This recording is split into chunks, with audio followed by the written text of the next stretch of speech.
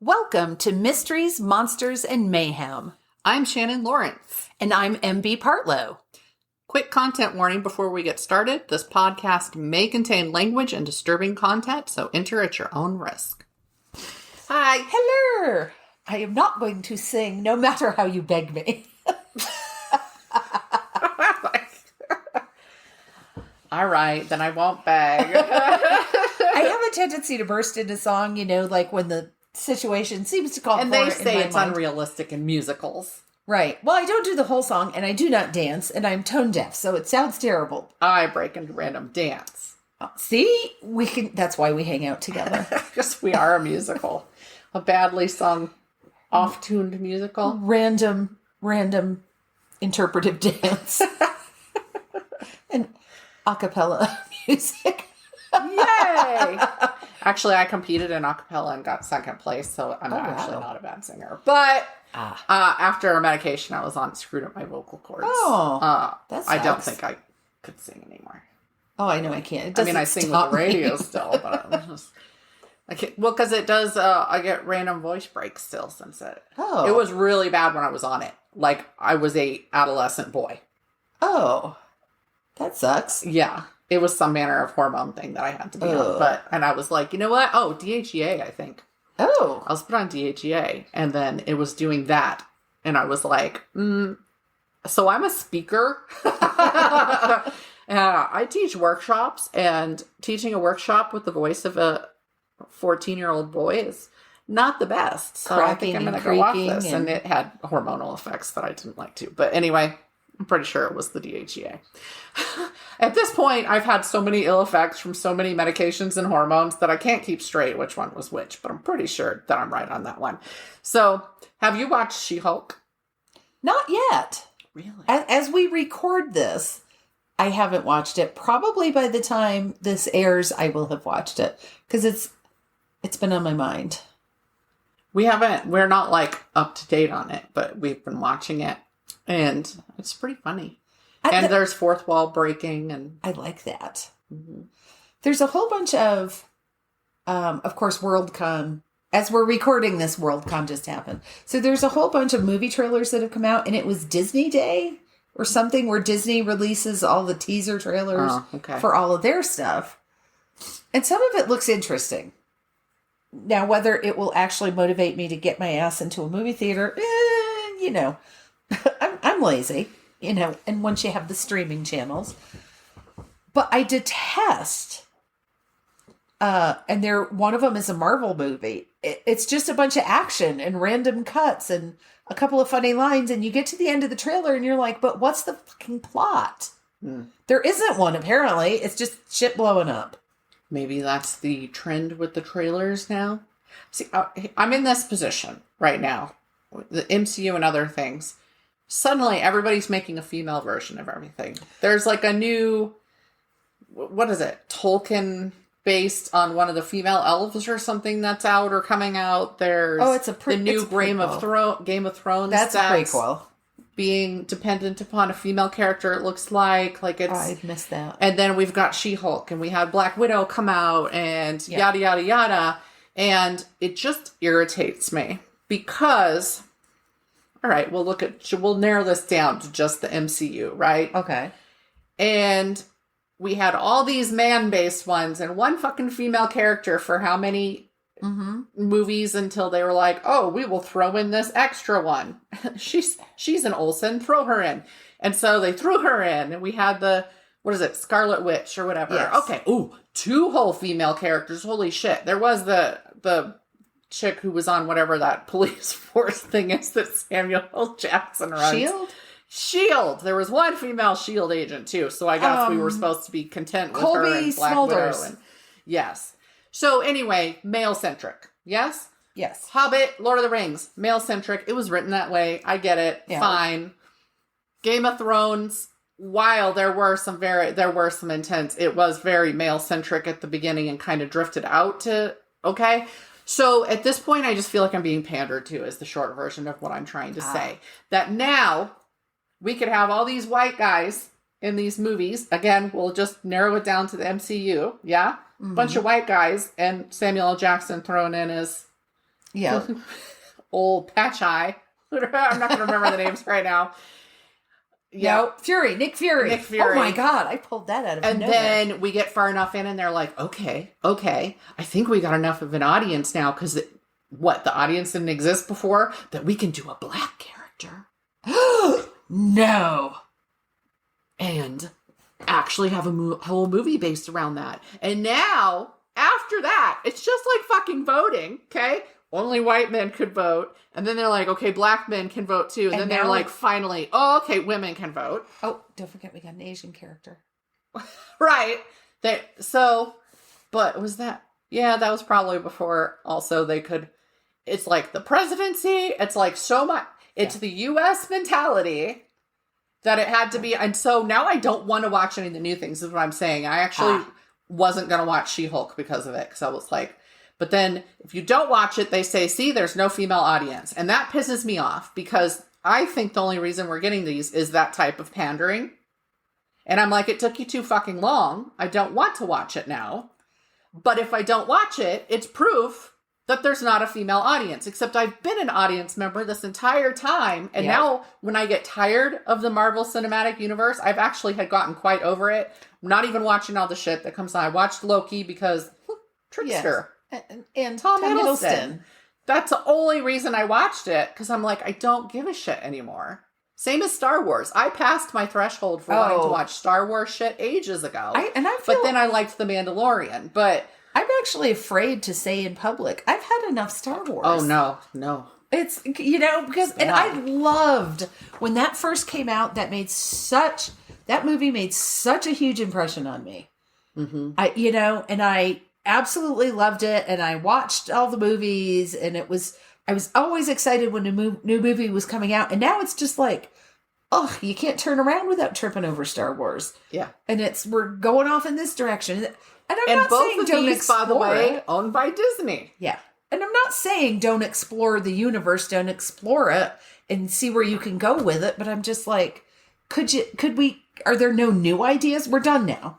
We can't have new ideas. We can only remake TV shows and expand MCU and Star Wars. Right. So see, I'm irritated that I'm in this position. Okay. Basically. Fair. Of either I prove them right, even though they're wrong. Yes. You don't get to say there's not a female audience because you waited until people were over a thing. And then went, I see that people are starting to slide. Let's now have a black character Helma movie. Let's now have an Asian character Helma movie. Oh, and let's go ahead and let a woman Helma movie. Yeah. And yes. So I'm very frustrated with it right now. And I'm like, honestly, fuck you, Disney. They're never going to sponsor us anyway. So fuck you, Disney. We're going to get a letter. We would have. We were just about to cease and desist is more like it. Well. And Lucas was already bad about that with his stuff, right? So only appropriate that should meld with Disney. But yeah, I'm just irritated that that's still the situation we're in 2022. That a woman could not helm this. Yes. There's not enough interest for that because we're trying to appeal to adolescent boys. However, the movie, The Book Club? Yes. Came out a couple of years ago. Yeah. And Candice Bergen did the most spectacularly funny scene that involved Spanx that I've ever seen. That was a woman-led movie. They're coming out with a second one, which I'm sure will suck. There's plenty of women-led. Yeah. Women make up more than half of the movie-going audience. They've shown this. Yeah. And yet they're like, but we got to get those boys in here. Like, I don't understand that. My Jeep Liberty that I love, I have an '04. Jeep changed it because they said it was appealing to women too much and they wanted men to want it. What? That's why the Liberties changed. And then and also, so if all your other vehicles appeal to men, why not have one that appeals to women? And isn't one of the stupid, weird little cars they started making? Like they made a Compass or some shit. Oh, they made this little normal looking car instead of what, if you say Jeep, comes to mind. Right. I wonder if that's geared toward women. No, I don't know. But I like my big ol' muscle car. Yeah. My muscle Jeep. And no, because it's too curvy, so they went boxy again. And then that made me think of Cherokees, how they did the curvy and the boxy and then so they didn't like that it appealed to women more than men. My God. And I'm like, oh gosh, I know. How terrible that you had women buying one of your vehicles. End of the world, you assholes. It's just stuff like that I'm like, tell me there's not a problem in 2022. Go ahead. Keep telling me that. Yeah.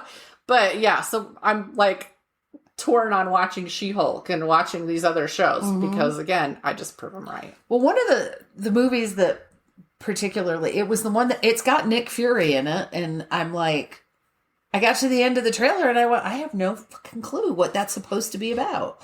I hate Which trailers like that. Even? Like, who's the main character? I don't even remember. It might Thor. be Nick Fury. I don't, weird. It was not clear to me what the hell it was. Because I was like, oh, here's a trailer for something. Actually, I think it was on Patrick's page or in his functional nerds group that a whole bunch of trailers got posted. So I'm watching one. I go, oh, well, I might go see that. And I'm watching it. So maybe I just had a brain spasm at that point. And Well, and it's like the female Ghostbusters came out. And it's like you just took something iconic and then turned it on its head and then were shocked that there were some people that were mad about it. And that then all the misogynists didn't come out and say, see, this movie sucked because women aren't funny. That's what I saw a lot. And yes. Then go, all right. For the next one, we have to completely reimagine it and have one of the children from Stranger Things and Paul Rudd because clearly nobody wanted to see a female-led Ghostbusters. And that is not actually, it's like that was not the actual problem. It just irritates me. And I like the female Ghostbusters. I do as well. It is on the very short list of things that will always make me laugh. It will. But I find the blonde chick. Yes. She's so funny. She stole that movie. She did. She steals anything she's in, though. And I will not come up with her name. She's not on Saturday Night Live anymore, though. No, but she was. And she was hysterical in that. She's the one who did the alien, my God. abduction stories. And I remember it was Ryan Gosling. Cigarette. Oh, yes. And she's sitting there with her pants jacked up and so like camel toe happening and her legs spread and she's eased back and she's smoking. And then they're like, oh, there was a wonderful light. And she's like, you got a light? And she kept a straight face. Oh my God. Every time. I lost so much respect for Ryan Gosling watching that. He could not. Because he didn't, it didn't even look like he was attempting. He couldn't even, and she just kept it solid. It's like Kate something. What was the movie you had me watch, or maybe we watched it together? Paul Rudd is in it, and he's married. This is 40? Yes. Or the one that comes before it.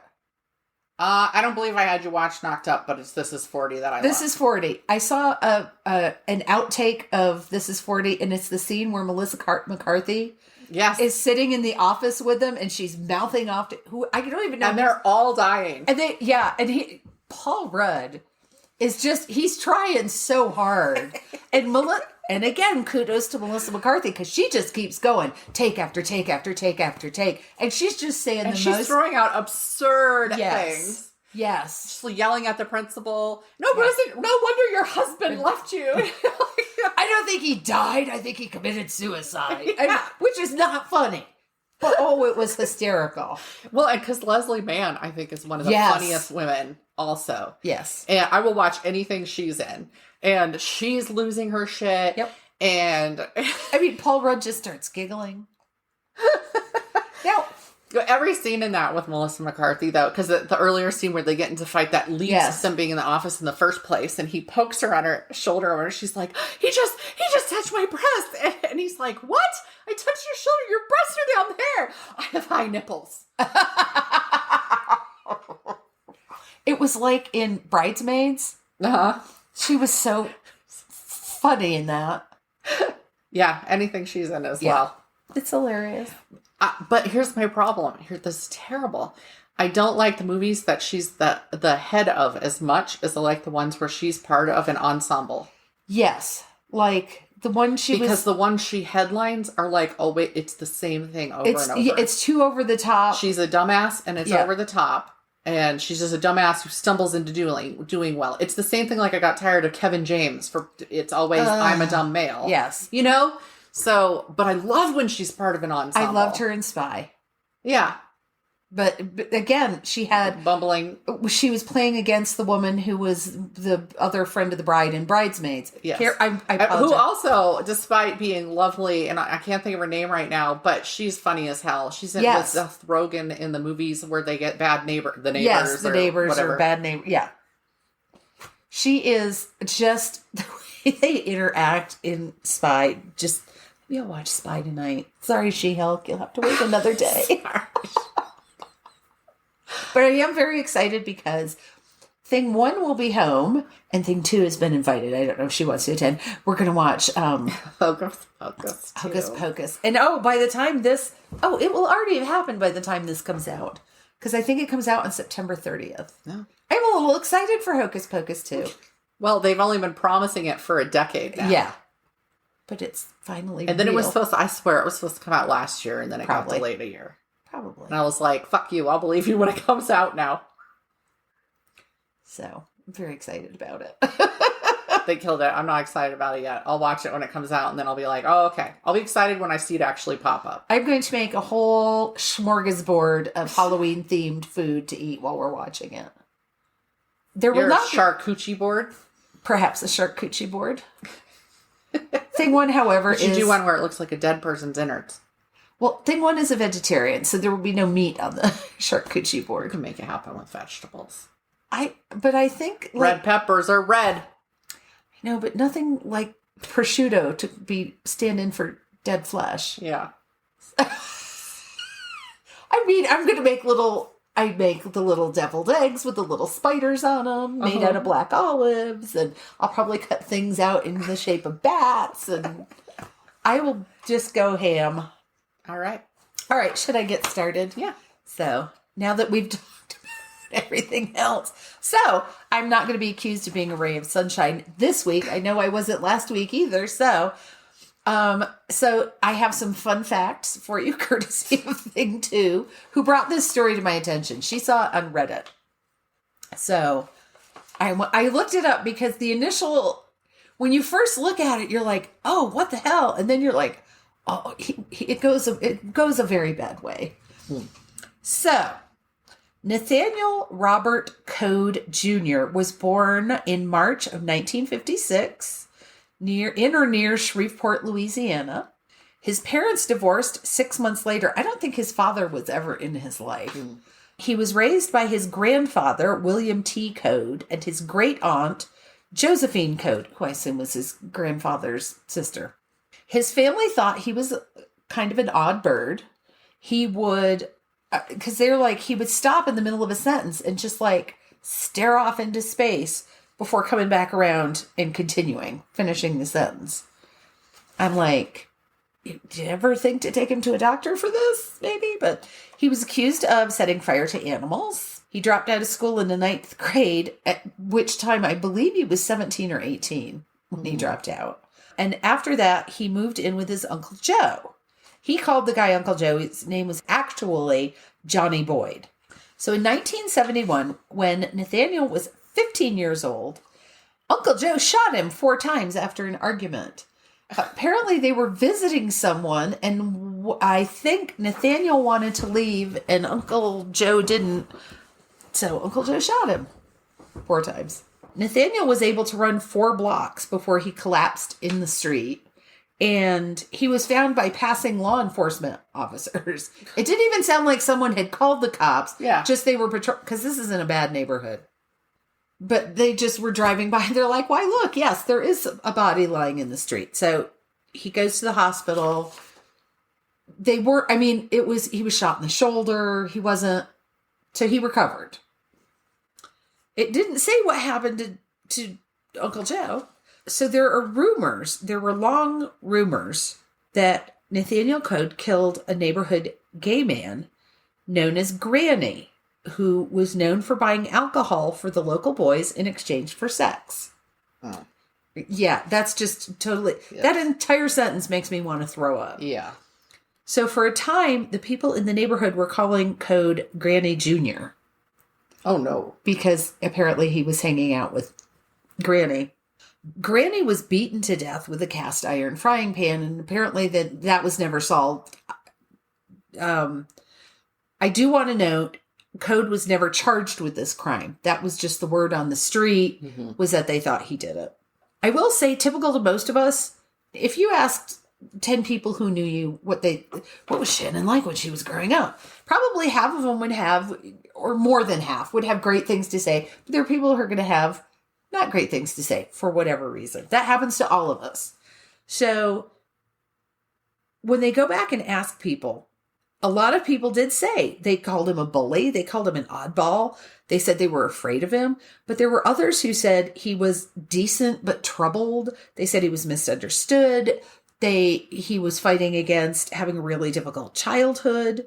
And one friend, somebody he knew as a child, said he was like a big brother to me. He taught me how to stand up for myself and how to stand up to bullies and not get beaten up. And so maybe you could be one person's bully and one person's friend, right? So or protector.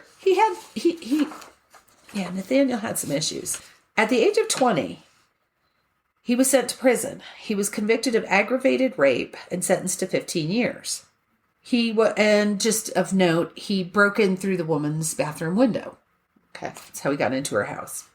He was released in January of 1984, got a job working for a contractor, and married a woman named Vera.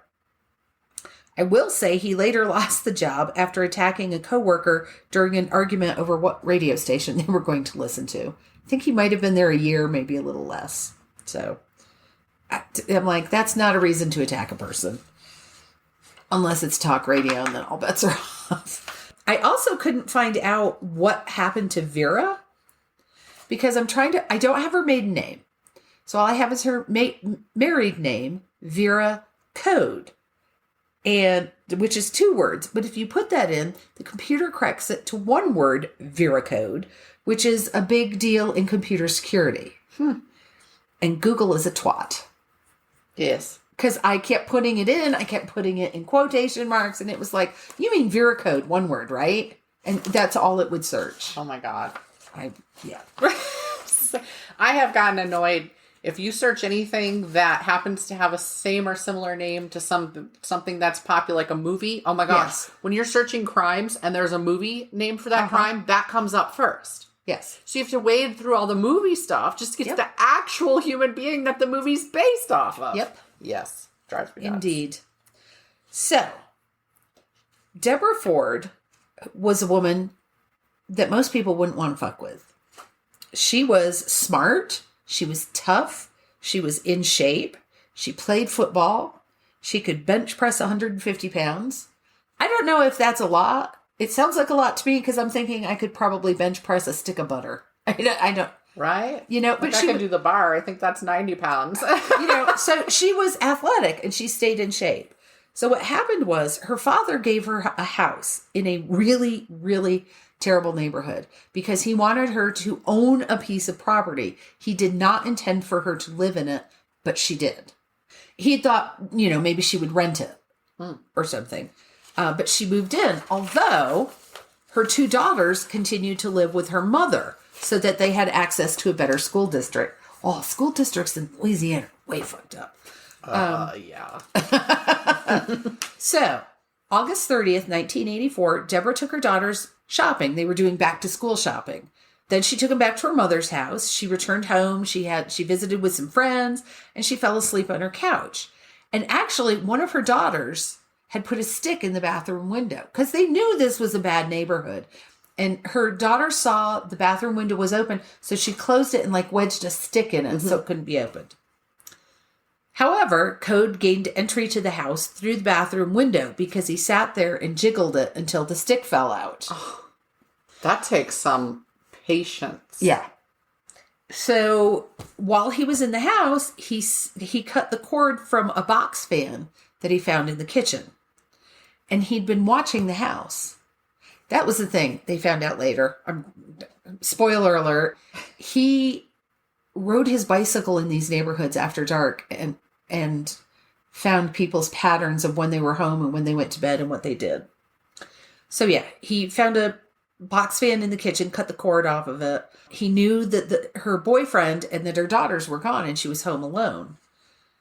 So apparently he just attacked her so hard and so heavy, she didn't even have time to fight back. She's sleeping on the couch. He punched her repeatedly. He found a cotton house dress in the house, stuffed that in her mouth, used the fan cord to secure her hands behind her back. He stabbed her 8 times before he dragged her from the couch to the middle of the living room floor. It's believed he positioned her so that she would be the first thing someone saw when they opened the door.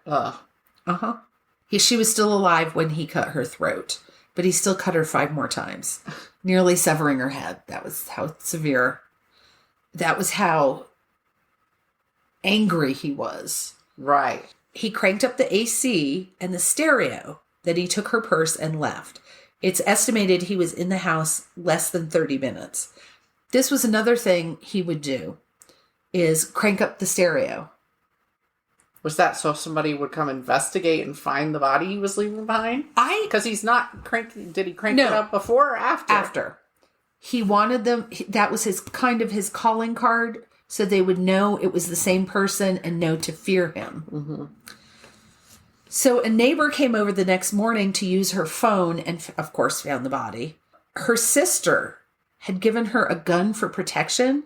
It was still under the sofa cushion. Yeah, she didn't. Well, if you are asleep and somebody's punching you in your head, you can't react to that. No. There's no way. No, she didn't have, it didn't even have time to, and it's like shock and awe. Just, bam. And it wasn't even like she tried to scramble for it. It was like hadn't even been disturbed. Mm-hmm. There was no time.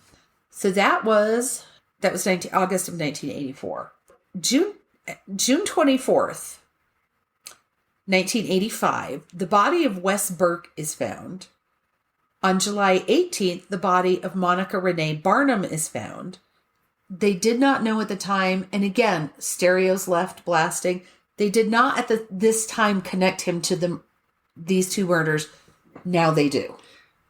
Well, yeah. So 3 murders, right? Stereo blasting. You're in a bad neighborhood. Yeah. What's to say that they weren't already blasting their music? Exactly. Yeah. And they even talked about that in one. If the radio was on, he left the radio on, but just cranked it up before he left. So the day after Barnum's body was found, in July of 1985, there was another gruesome murder just a few blocks away.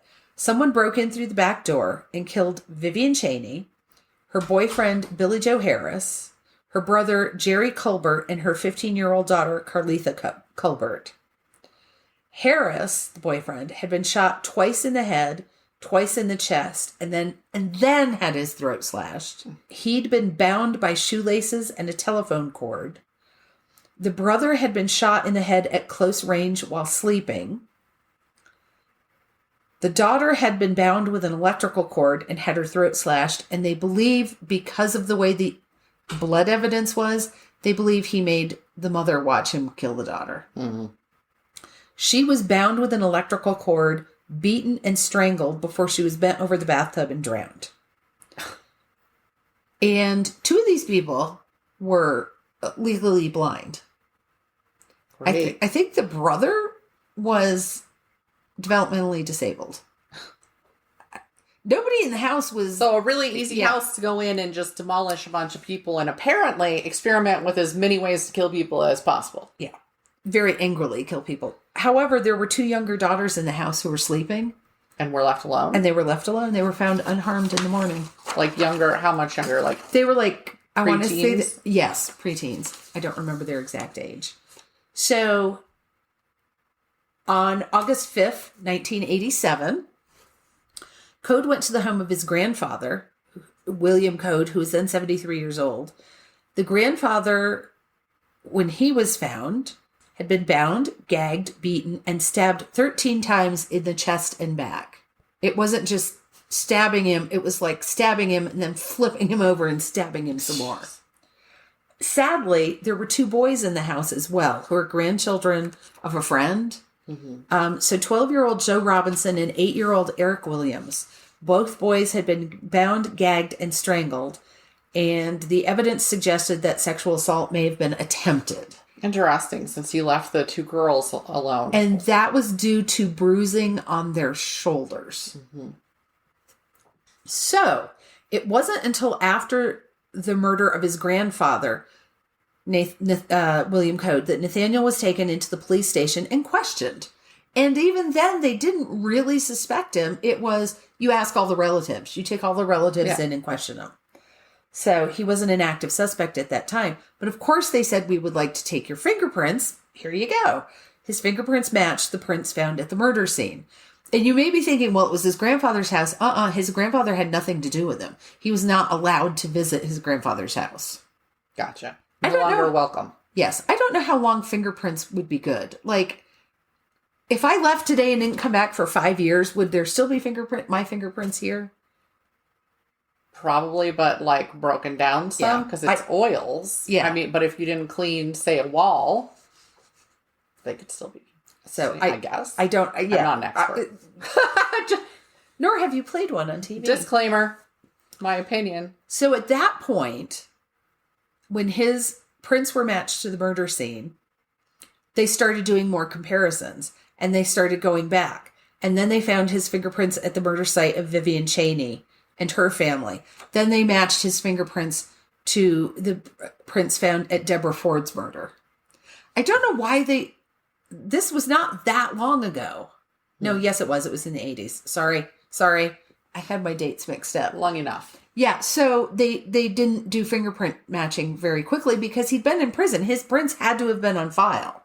And in the 80s, it would be still somewhat manual, right? I imagine so.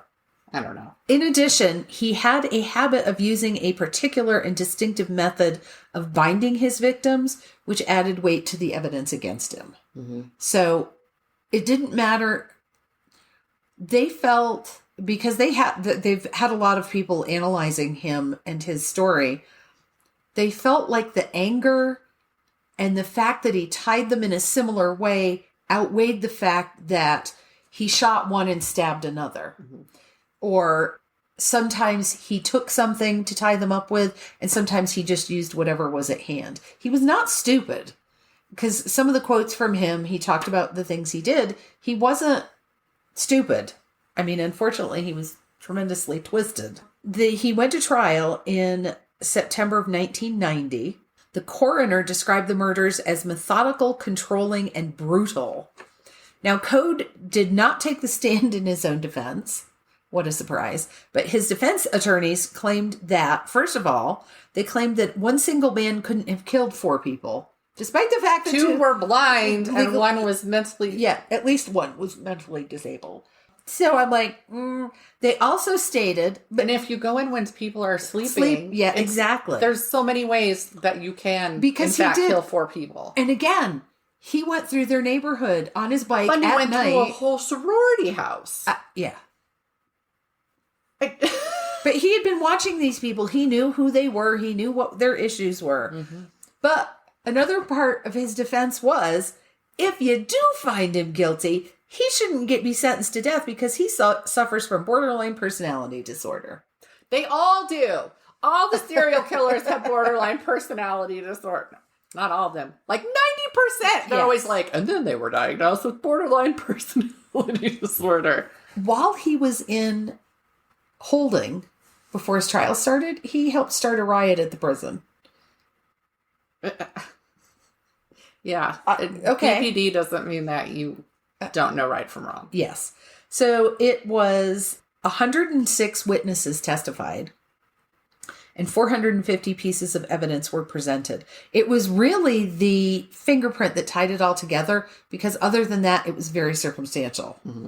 That's the problem with stranger murders, period, though. Yes. If they don't have a relationship, it's not the boyfriend or it's not the father, then there's not a relationship there. So you're going to get a lot of circumstantial, because it's not like they're like, I'm going to commit this crime in front of 200 people, Exactly. Or on video. It took the jury just over 1 hour to find him guilty of first-degree murder, and he was sentenced to death. Good. To be clear, he was convicted of the 4 slayings in that one household, that one family, plus the murder of Deborah Ford. Because because he was sentenced to death, they did not go back and try him again for his grandfather's murder. Or Vera Code. Or those other 2. Yeah. Because of the evidence, they believe that he did it, but they're not going to go back and... Right. He's That's already one of those death row. conflicting things where it's like the family of said victim would really love to see justice for said victim and never get it. But at the same time, it costs thousands upon thousands of dollars then to do that just for that satisfaction because they already have a life sentence or whatever. Yes, right? Exactly. He made headlines again because he and some other death row inmates, I don't know how many, at least a couple, sued the prison because it was so hot in there during the summer. And a family member of one of the victims was like, dude, you lost the right to air conditioning when you started killing people. But inhumane. I get it. And I don't know how hot it was. I mean, Shreveport, Louisiana, it's going to be fucking hot. But probably. I'm kind of like, if you're uncomfortable. Now, no, we want you to be uncomfortable. I'm okay with that. Yeah. He is still on death row because you have to file 852,000 appeals. Mm-hmm. And he was a person who, during the trial, he didn't look sad. He just sat there kind of, hunkered down, kind of relaxed in his chair, staring down the jury, and he didn't care. He didn't show any remorse. He didn't show any sadness. No reaction whatsoever. Yeah.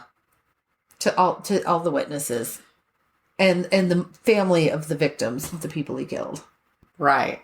Because he didn't care. And the thing is, you can't, when you were looking at the interviews of him, was it indifferent when he was talking about his victims? Uh-huh. So, yeah. And then one of the appeals was, well, he was misdiagnosed. It wasn't borderline personality disorder. It was schizophrenia, or the other way around. I can't remember. Makes borderline personality. So there's sociopaths and there's borderline personality disorder, right? And borderline personality disorder you can't be a sociopath usually because sociopathy, your brain doesn't work that way. You don't have the emotions. Borderline personality disorder has the emotions. And with the anger he was killing with, that one would make more sense, right? Yes. And schizophrenia, if you're going to claim that, there better be some other symptoms around that other than angrily murdering people. Yes. So my sources for this, and it was Nikki saw on Reddit, because it was just so unusual that he had been the victim of a crime, and then it got not nationwide, but it got a decent amount of publicity when his uncle shot him 4 times. Right. And then he turns around and becomes a serial killer. Yeah. So Wikipedia, Murderpedia, thetowntalk.com, the Times of Shreveport. I got a lot of stuff from them because they were all like, holy shit, we have a serial killer. I love when I can find a local paper for the sources. You get much better stuff. Mm-hmm. You can't always find it though. No.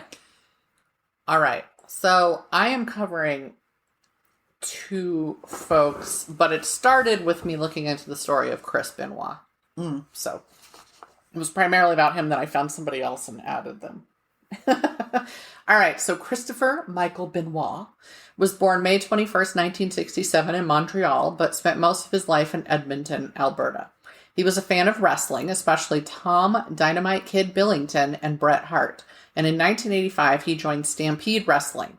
Known for using moves both his wrestling heroes had created, he won the Stampede British Commonwealth Mid-Heavyweight Championship on March 17th, 1988. I'm just going to say this. Other than a brief period in my childhood when I was watching the WWF, it was then it became the WWE, we're talking Hulk Hogan, Roddy Piper, Andre the Giant. That is the era in which I had any familiarity with wrestling whatsoever. Yep. And then I did not continue to have interest. There was a cartoon of it even at that time. And I watched that cartoon, and that is the extent of my wrestling knowledge. When you research somebody who was in this type of wrestling, the performative wrestling. Right.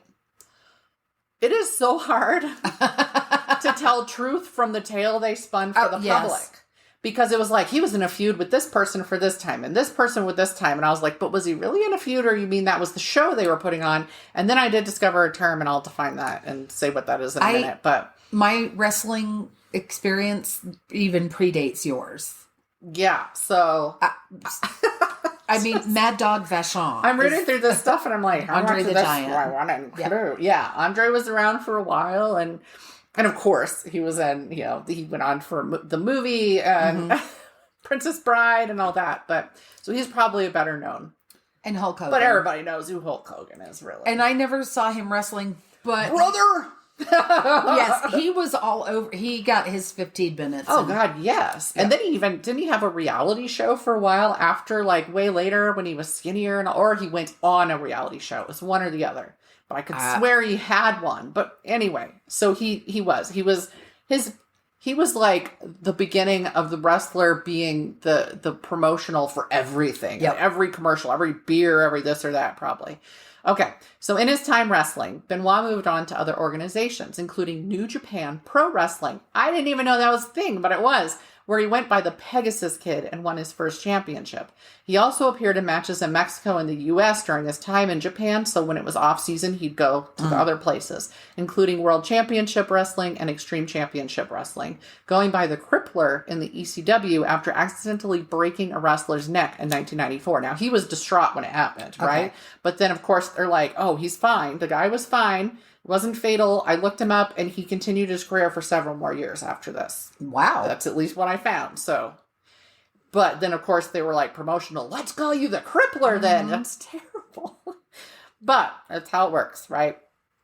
Ric Flair, which was a name I recognized. Oh, yeah. Approached Benoit in 1995, asking him to be part of the Four Horsemen, which included Flair, Arn Anderson, and Brian Pillman. I don't know those names. Nope. Their big rivals, though, were Hulk Hogan and Randy Savage. Yes, by this time, he had already been involved in multiple feuds, in quotes. And again, so this is where I defined it. I was like, I don't know which feuds were real. There was one feud that should have been real, but that appeared to not be real because the other person had too much class. There's a term in pro wrestling that indicates staged events that are depicted as real, and it's like kayfabe. Kayfabe. I was reading one source, and it would just put in parentheses. It would say something and put in parentheses kayfabe. So I went and looked it up because I was like, is that a word, or are they typoing? Where does that word even come from? I don't know. Oh, my God. So most of his feuds, at least, were listed as kayfabe. He won the WCW U.S. Heavyweight Championship in 1999 and moved on to the World Wrestling Federation. Yay! WWF in 2000. During his time here, he went up against The Rock. The Rock. Everybody knows The Rock. He's an actor now. Dwayne The Rock Johnson, Chris Jericho, Triple H, who I believe was in one of the Blade films and some other movies I've watched, and Stone Cold Steve Austin. So yes, here we have even though I wasn't watching it still, I know these names. He's been in stuff. He has. Well, didn't he become a politician or something? I don't remember. Some of them No, that was But there were a couple. Yeah. It is also while there that he received his first serious injuries, both being neck injuries. The first one required surgery. The second one actually sidelined him for a full season. People who don't watch wrestling probably at least recognize the couple names I mentioned. They may also recognize SmackDown and WrestleMania because, of course, we saw that everywhere, whether you were watching it or not. So it was in the latter that he went up against John Cena. I was trying to throw in all the names that people might know. One of Benoit's signature wrestling moves was the diving headbutt, it was called, which had him jumping off the top rope to land on his opponent head first. He would jump off the top rope to headbutt them. That's a lot of head damage. And neck, yeah. So that's why I mentioned that. It's important. I believe that was based off of something Billington, one of the people he was a fan of, did. Yes, repeatedly landing. He was hit with chairs a lot over his head, stuff like that. So bear this in mind. In 1997, Benoit had gotten a divorce and found himself in a relationship with Nancy Sullivan, who was a model and manager in the WCW and ECW. Her ring name was Woman. Not the woman, it was Woman. capital W.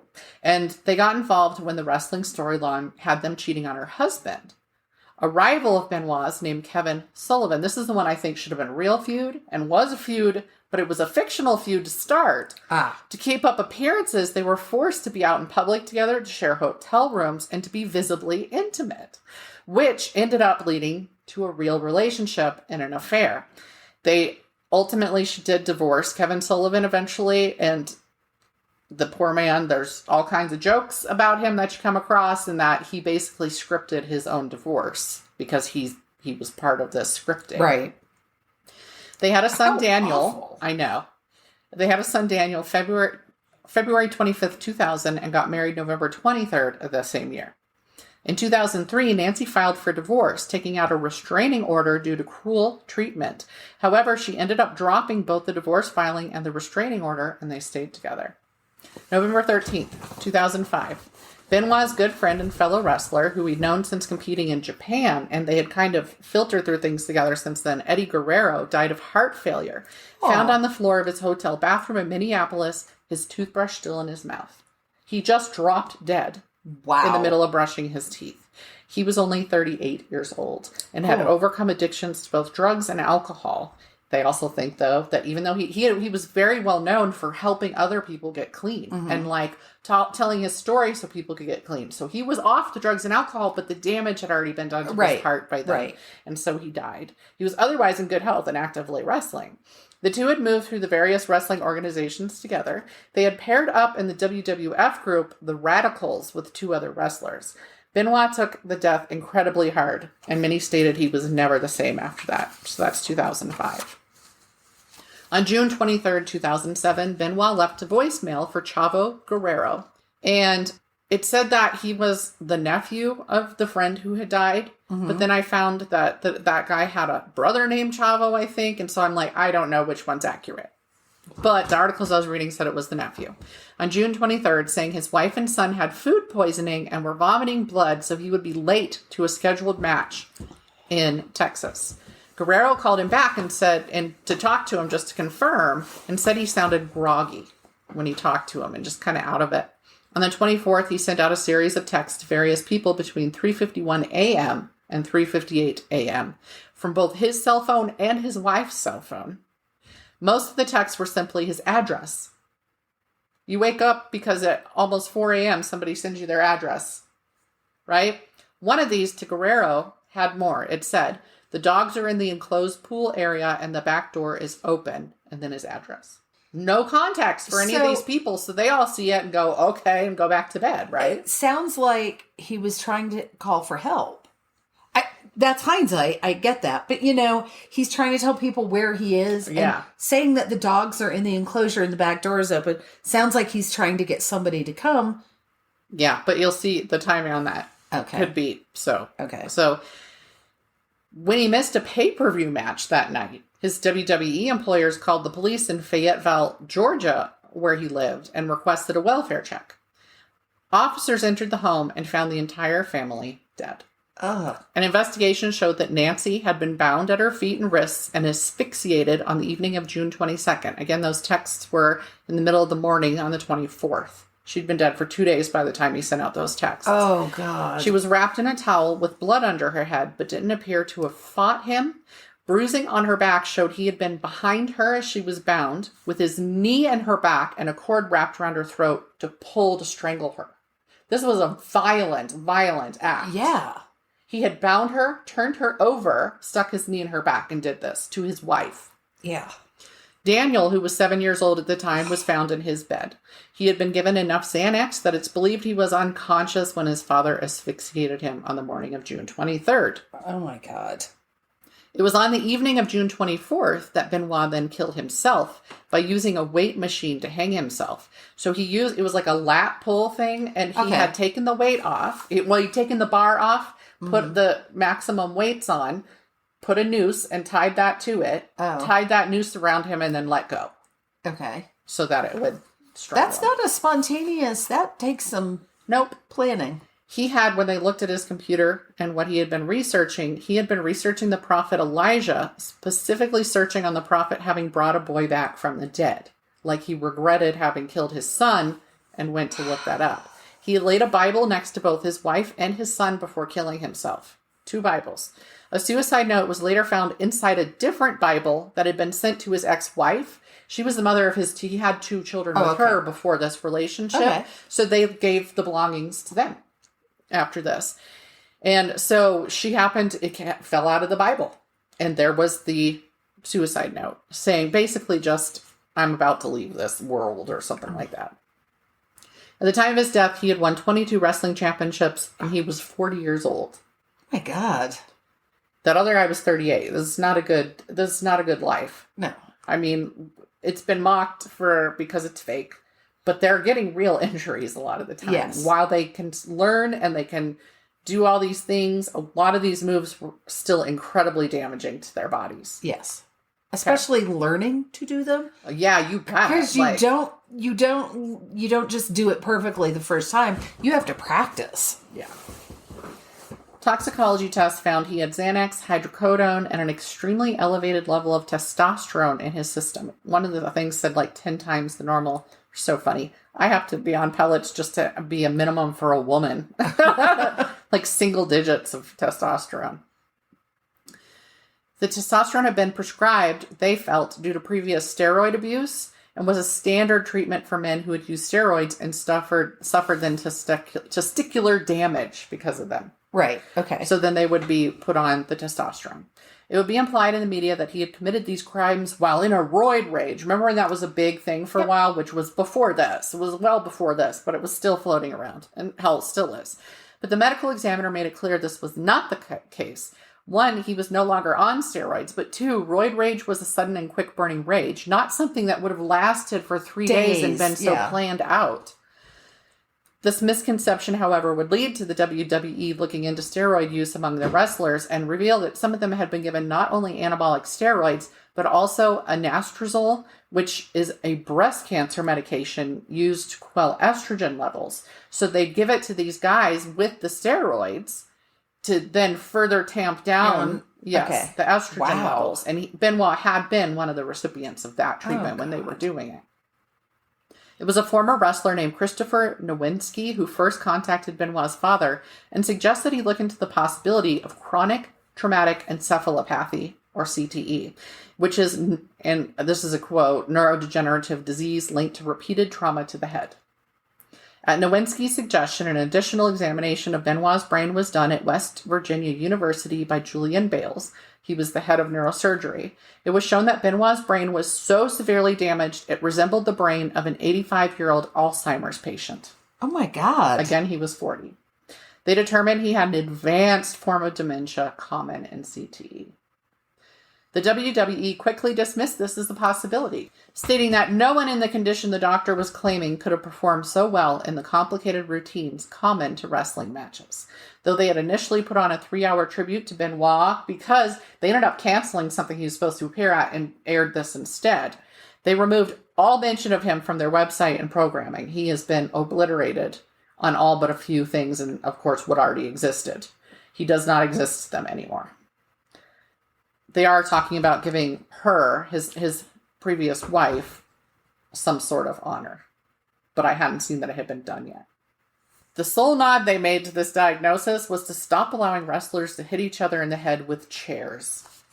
Well, thank goodness. That'll fix it.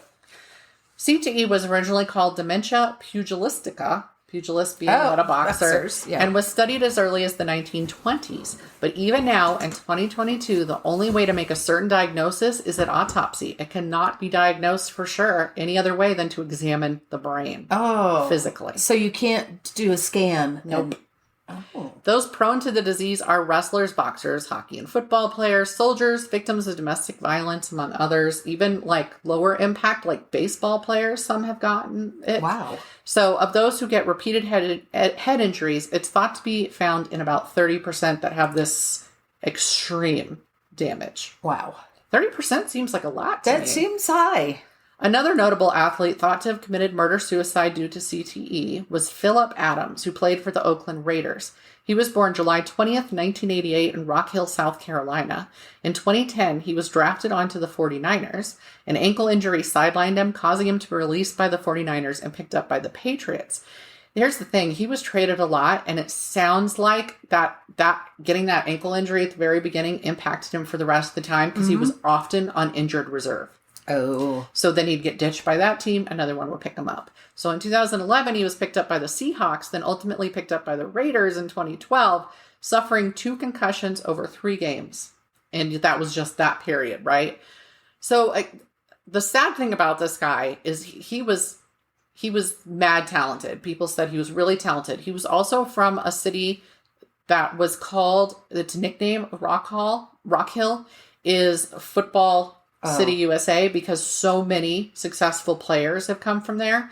So he had this added pressure, right? And here he gets this nasty injury. The ankle injury feels tame. It was a severe break where the bone came through the skin. Oh. In his first ever season. Oh my God. Right. Ooh. It was a bad injury, and it just bit him in the ass. He was another one of those people who it destroys the career, even though he did have a career for a few years, but I mean, he couldn't grow. Yes, I can see how you could come back from an injury like that and be able to say, walk. I don't know how you come back from an injury like that. He probably shouldn't have been allowed to stay. Able to play football or thinking, that's severe for something where you're running and... Yeah.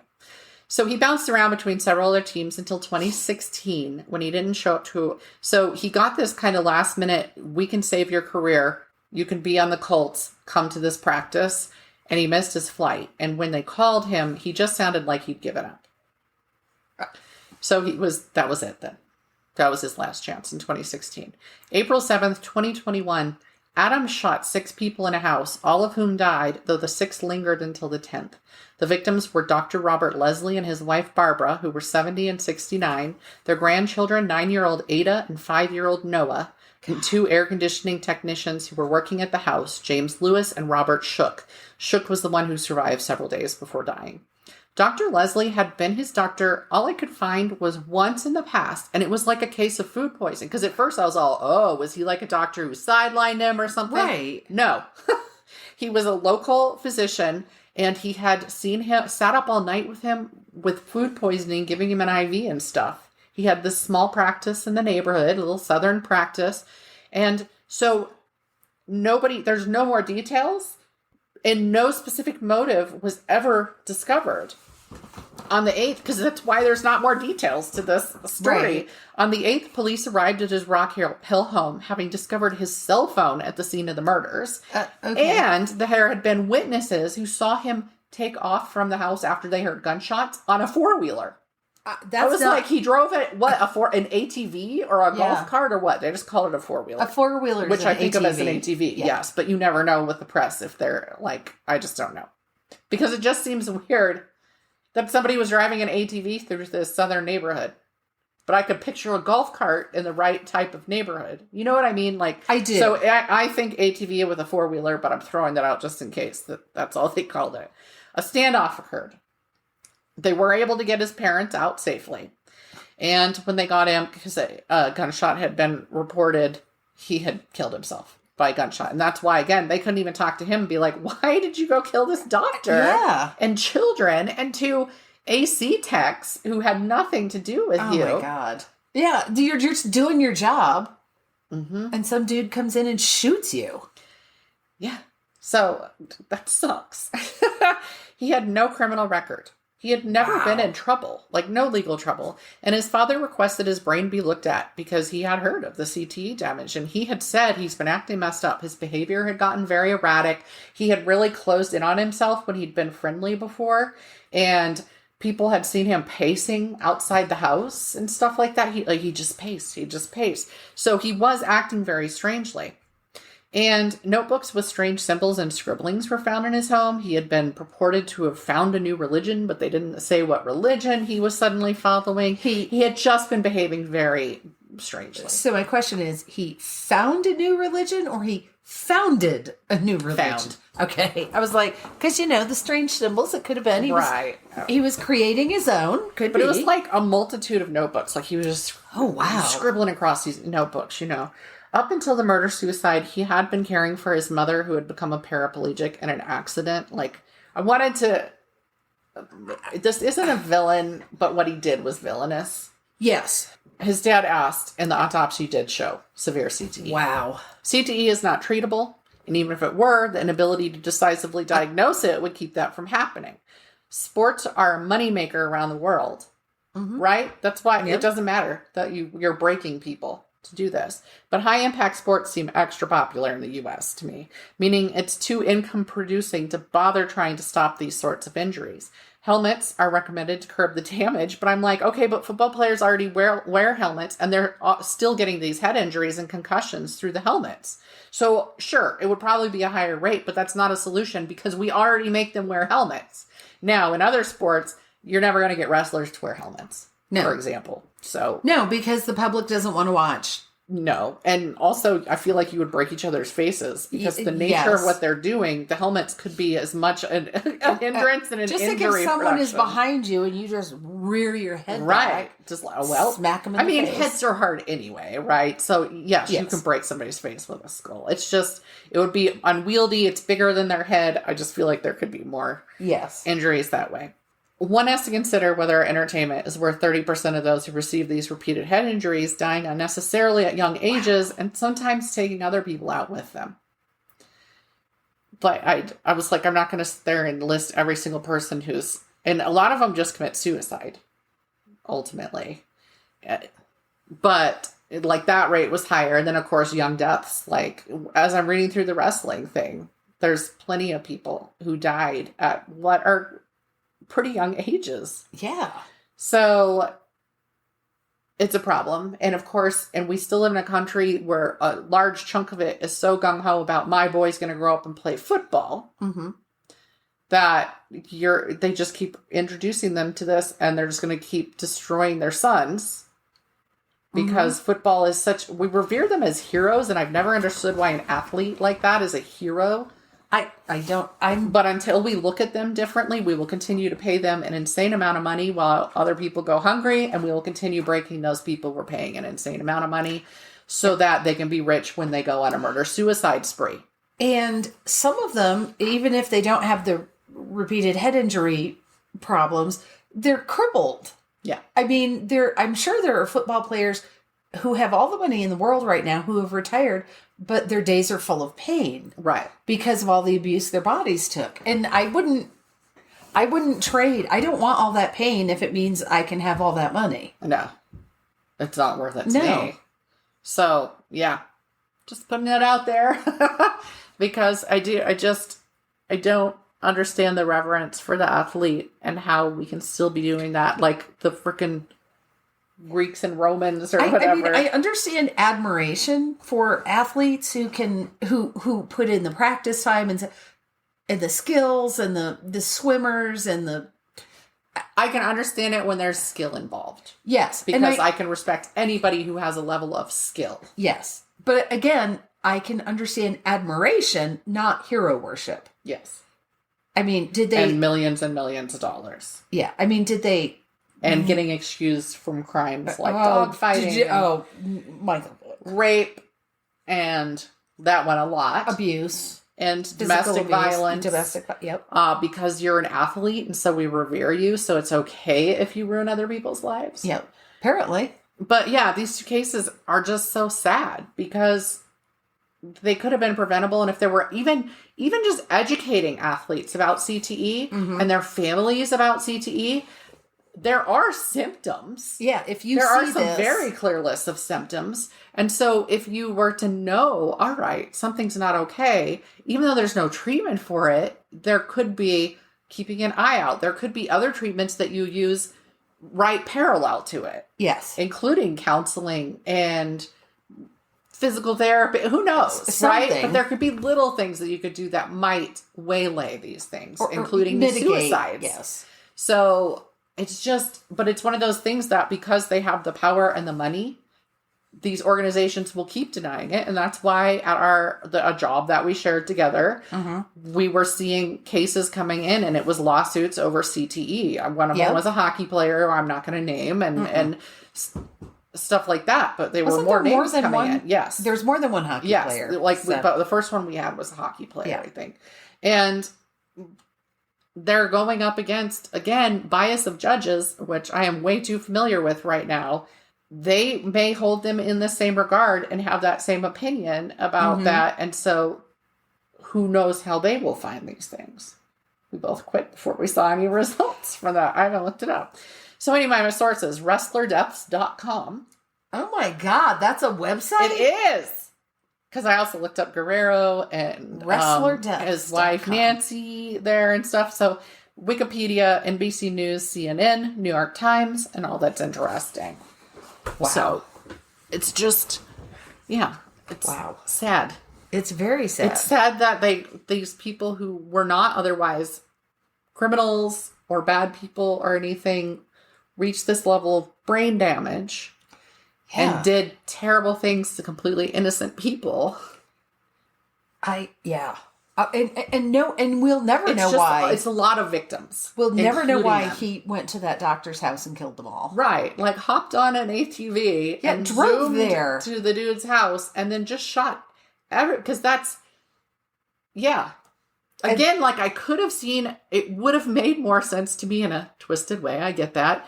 If this had been somebody who had been involved in the football treatment. Or he had a disagreement with a neighbor. Yeah. And went next door. But this is a guy who, as far as it wasn't right after he was seen. Yeah. He had to have found his address. He had to have loaded his gun. Mm-hmm. And he had 9 guns, by the way. When they got into his house, he had 9 guns. Okay, so he had to load his guns, somehow carry them to however many. He only took 1, but yeah. But he has to make the decision. Track this guy down, drive whatever vehicle. And then kill children. Yeah, and people who are just dude, I am just trying to fix the AC. Right. I don't even that. At least one of them was outdoors when it happened, and he shot him as he was going in or something like that. It was really hard to find details of how the crime played out, but that's because everybody was dead except for one who was probably unconscious till he died on the 10th, and so. And then he just gets on his 4-wheeler and drives home. And goes home. Yeah. That is weird. It's very